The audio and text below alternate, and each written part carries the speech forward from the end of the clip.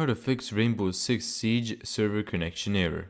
So the first thing that you're gonna do is flush your DNS. So go to the search in Windows and type in CMD and then click on it.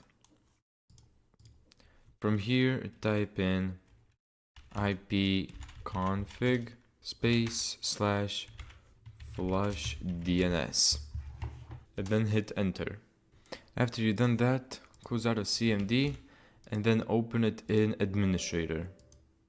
Type in net sh winsock reset and then hit enter and then restart the computer. Now if that doesn't work, there's a second fix.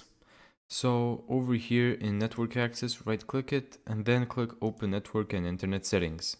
Then go to change adapter settings. Then here you'll see one, right click it, go to properties, double click on internet protocol version 4.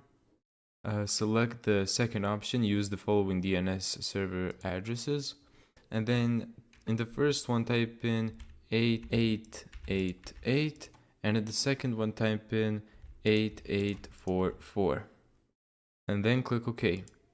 And there you go, you should be able to connect to Rainbow Six Siege servers now. If you're still not able to connect to Rainbow Six Siege, there's probably a server issue on their end. Thank you so much for watching this video.